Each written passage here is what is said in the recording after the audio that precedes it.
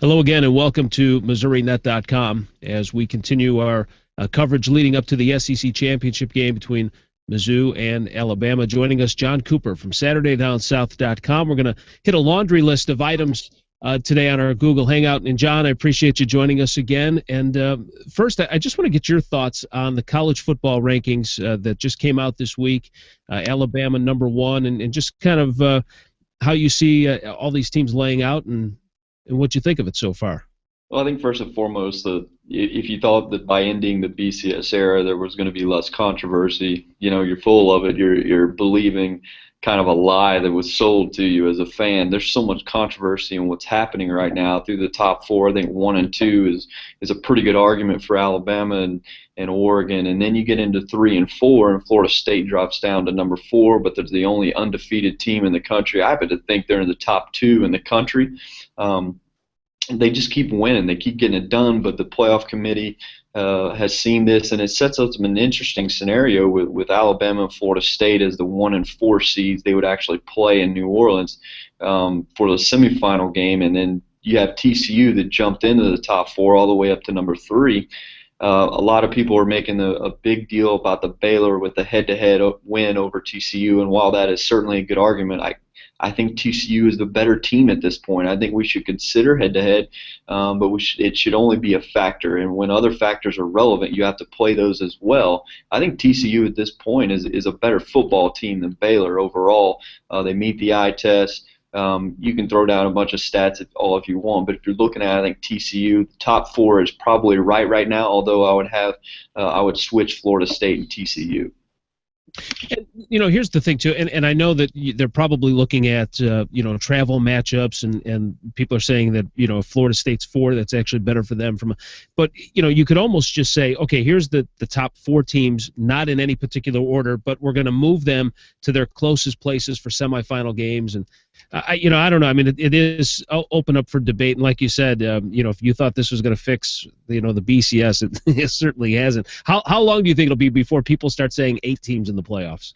Well, I think it would have been expedited this year had the SEC fallen out of the playoff. If you saw a scenario where there'd be a 2-loss SEC champion and then that particular team gets left out of the playoff, I think we would see that really expedited. There was a lot of people kind of hoping for that are really want this 18 playoff. But I would say, as scrutinized the BCS was, it fulfilled the lifetime of his contract. And I think the college football playoff in this scenario will fulfill its lifetime contract as well. I don't see it. Maybe there's a potential in the next 10 years or so, but I don't really see it unless there's something crazy that happens over the next few years of it going to 8 teams. I think it's going to stick with this 4 for a while, and then potentially, fulfill the lifetime contract of this deal. All right, let's change now and talk about some head coaching issues and some topics that have been brought up with the SEC. And by the way, we're talking with Jon Cooper of SaturdayDownSouth.com. Florida looking at Colorado State's head coach, first guy on their list. I mean, is this a done deal? I think it's pretty much a foregone conclusion as we speak right now. Jeremy Foley's out there negotiating probably what many people expect as buyout, which is around $7.5 million. But there's some issues to where they could potentially set up a neutral site game, potentially have them for a home and home, or even host them at the Swamp to where they could offset some of that cost for the buyout. But I think it's a foregone conclusion at this point that McElwain is the guy. He's an offensive-minded guy. He has experience turning around a program. Not that Florida's program needs to be turned around. Somebody needs to pick it up. If he's not a rah-rah, he's different than even Will Muschamp. He's different than Urban Meyer, who had so much success. He's not as intense as Coach Saban, even though he coached under Nick Saban at Alabama, won a championship there. He's a laid-back, kind of a West Coast feel type of coach, and so it's a different aura, and it's going to be interesting if he gets announced as the head coach, how this thing's going to play out. Is it a good hire? Will it be a good hire?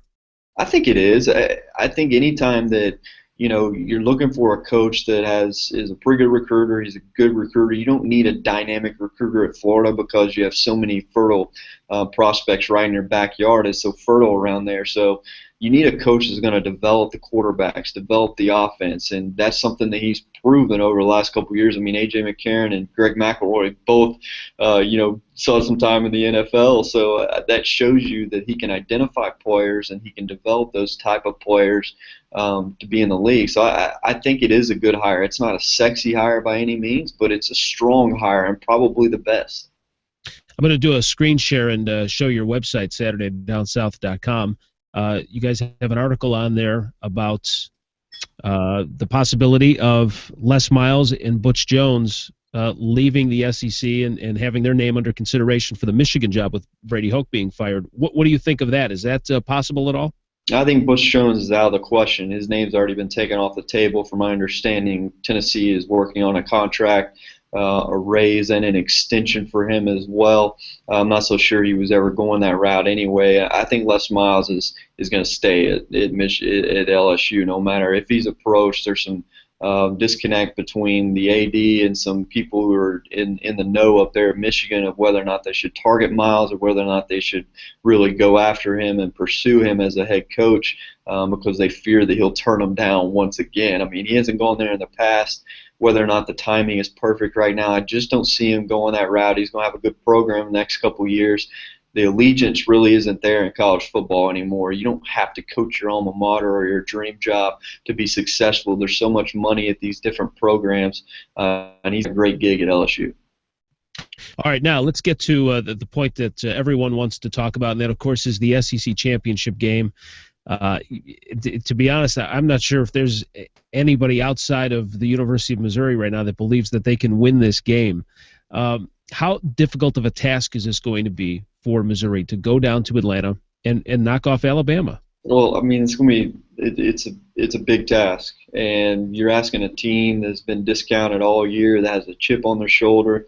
You know, maybe they rally around that. You know, maybe they enter into a scenario as an underdog, and they've been believing all year. Nobody's been believing in them except them, and so when they show up on there and the pads start knocking and the toes start hitting leather, all that pregame talk and all that hype about Alabama goes out the window.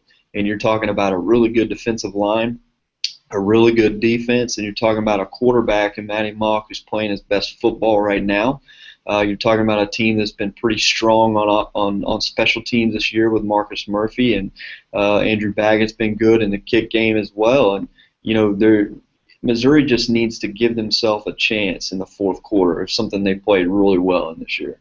Yeah, that's a good point that you bring up. I mean, obviously, Mizzou fans know that, how well they've played in the second half. One of the things that we've talked about earlier this week is Alabama's ability to convert on third downs.